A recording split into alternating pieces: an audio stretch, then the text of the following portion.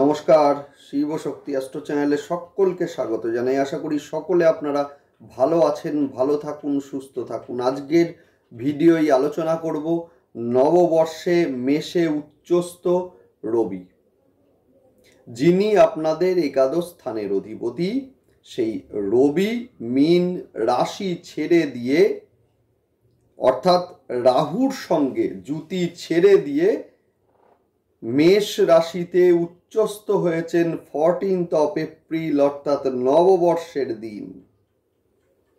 ভীষণ ভালো এবং সেই সঙ্গে ভীষণ সুখবর যে মূলত তুলা রাশি এবং লগ্নের জাতক জাতিকাদের আর্থিক বিষয়টাই, অর্থাৎ কিনা অর্থের দিক দিয়ে যে সংকট আসছিল, অর্থের দিকটা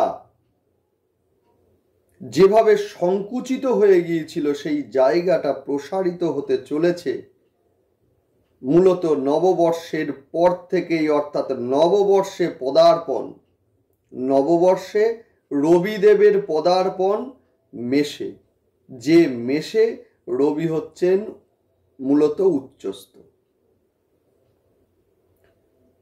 যাই হোক, শুরু করছি মূল আলোচনা। দেখতে থাকুন আপনারা, শুনতে থাকুন এবং সেই সঙ্গে ভিডিওটা সম্পূর্ণ দেখতে থাকুন। যাদের নেডাল চার্টে রবি নিচস্থ রয়েছেন, শত্রু গৃহগত রয়েছেন, অবশ্যই আপনারা ভিডিওটা শেষ পর্যন্ত দেখবেন। ভিডিওর শেষে কিন্তু রবি সেই সঙ্গে যে সমস্ত সমস্যাগুলো বর্তমানে আসতে পারে, সেই সমস্যাগুলোর যে প্রতিকার, সেইটা নিয়েও আমি কিন্তু আলোচনা করছি। দেখতে থাকুন এবং সেই সঙ্গে সমস্ত ভিডিওর মতো আবারও সকলকে অনুরোধ করব, অবশ্যই আপনারা চ্যানেলটিকে সাবস্ক্রাইব করে নেবেন, যাতে করে সমস্ত ভিডিওর নোটিফিকেশন আপনাদের কাছে সহজে পৌঁছে যায়। গ্রহের গোচর সাময়িক সময়ের জন্য হোক বা দীর্ঘ সময়ের জন্য হোক, যার ইম্প্যাক্ট কিন্তু আমাদের মধ্যে পড়েই পড়ে। আমাদের ডিসিশন, আমাদের সিদ্ধান্ত, আমাদের যে প্ল্যানিং, সেগুলো কিন্তু গ্রহের গোচরের সঙ্গে সঙ্গে, গ্রহের প্রত্যেকটা গোচরের সঙ্গে সঙ্গে কিন্তু সহায়ক হওয়া দরকার। গ্রহের গোচর কি বলছে সেই অনুসারে আমাদের যে প্ল্যানিং, আমাদের সিদ্ধান্তগুলোকে সাজাতে হবে, তাহলে কিন্তু আমাদের জীবনে 100% ভুল হবে না, সমস্যা আসবে না, সমস্যা মুক্ত জীবন আমরা কিন্তু যাপন করতে পারবো 100%। আমি আপনাদেরকে বলছি, কথা দিচ্ছি। সুতরাং অবশ্যই আপনারা প্রতিটা গ্রহের গোচর দেখতে থাকুন, দেখুন। সেই সঙ্গে অবশ্যই আপনারা চ্যানেলটিকে সাবস্ক্রাইব করে নেবেন, যাতে ভিডিওর নোটিফিকেশনগুলো সহজে আপনাদের কাছে পৌঁছে যায়। যাই হোক, আজকের ভিডিওতে আলোচনা করছি মেনলি তুলা রাশি এবং লগ্নের জাতক জাতিকাদের রবির এই যে গোচর, সেটা কেমন কাটবে। মূলত তুলা রাশি এবং লগ্ন, যেটা কিনা মূলত বায়ু রাশি এবং সেই সঙ্গে মূলত চর রাশি। ব্যালেন্স এদের জীবনের একটি অন্যতম বৈশিষ্ট্য। সংসার জীবন এবং সেই সঙ্গে সামাজিক জীবনের মধ্যে একটা ব্যালেন্স, সেইটা কিন্তু মূলত তুলা রাশির জাতক জাতিকাদের মধ্যে লক্ষ্য করা যায়। যে ক্ষমতা, এটা কিন্তু মূলত এদেরই রয়েছে। সেই সঙ্গে বায়ু রাশি হওয়ার কারণে মূলত চিন্তা শক্তির যে ব্যাপকতা, যে মূলত প্রসারতা, সেইটাও কিন্তু তুলা রাশির এবং লগ্নের জাতক জাতিকাদের মধ্যে দেখা যায়। একই সঙ্গে নির্দিষ্ট সময়ে একাধিক যে চিন্তা করার যে ক্ষমতা, সেইটাও কিন্তু মূলত এদের মধ্যে লক্ষ্য করা যায়। ভীষণ শান্তিপ্রিয় একটি রাশি, শান্তি এবং সুখের জন্য অনেক সময় নিজেদের যে প্রাপ্য, সেইটাও কিন্তু ছেড়ে দিয়ে আসে এরা। যাই হোক, নববর্ষে রবি মেষে উচ্চস্থ, যে রবি আপনাদের একাদশ স্থানের অধিপতি, যার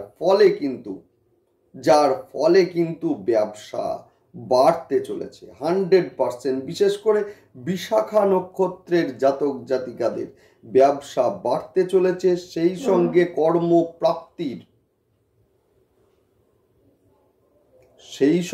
কর্মপ্রাপ্তির একটা সুযোগ সেইটাও কিন্তু এদের আসতে চলেছে। যাই হোক, সেই সঙ্গে বলবো, যেহেতু একাদশ স্থানের অধিপতি সপ্তম আমাদের ব্যবসা, একাদশ হচ্ছে আয়, সুতরাং ব্যবসার মাধ্যমে আয় অবশ্যই এই সময়ে বৃদ্ধি পাবে এবং সেই সঙ্গে ব্যবসায় একটা নির্দিষ্ট নিয়ম অবশ্যই আপনাদের থাকবে। ব্যবসায় সাকসেস এই সময়ে কিন্তু লক্ষণীয়, বিশেষ করে যারা জমি জায়গা কেনা বেচার মধ্যে আছেন বা সেই সঙ্গে ইঞ্জিনিয়ারিং, মেডিসিন বা মেডিকেল সংক্রান্ত যে কোনো কাজ, সেটা ওষুধ হতে পারে, সেটা হতে পারে ডায়াগনস্টিক সেন্টার, যাই হোক না কেন। সেই সঙ্গে আমরা বলবো যে মিডিয়া লাইনে যারা আছেন এদের ভীষণ ভালো এই সময়টা। সেই সঙ্গে বলবো ফ্যামিলি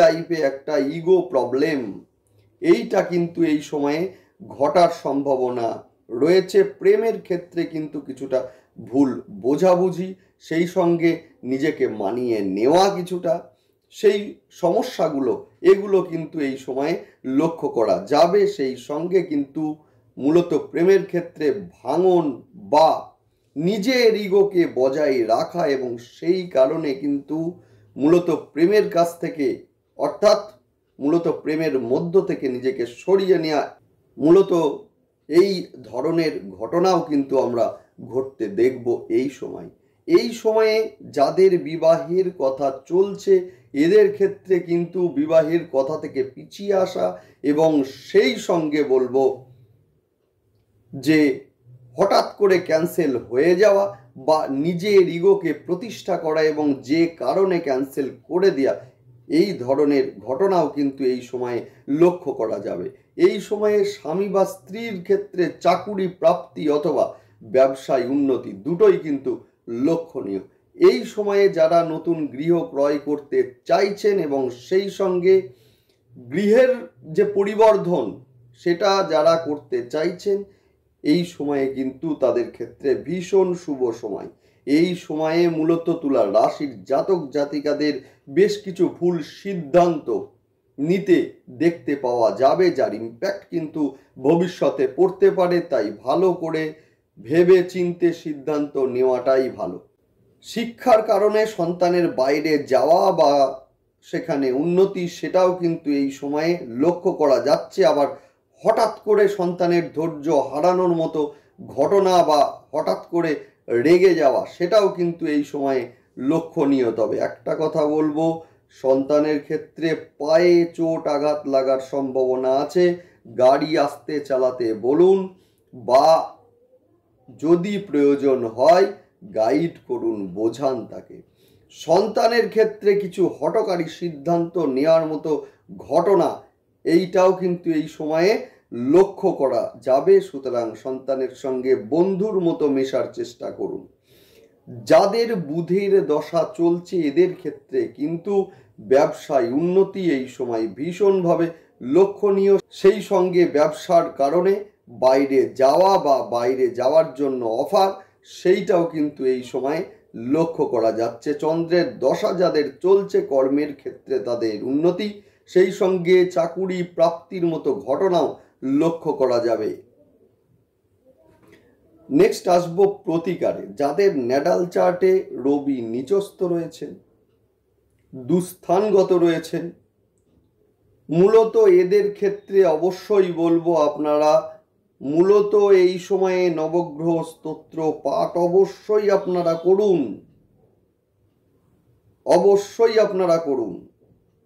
যেহেতু পঞ্চম স্থানে শনিদেব এবং মঙ্গলের একটা জুতি, মঙ্গল 28 ডিগ্রি পার করতে চলেছেন মাত্র কিছুদিন পরই। সুতরাং অবশ্যই আপনারা নবগ্রহ স্তোত্র এইটা কিন্তু পাঠ অবশ্যই করবেন।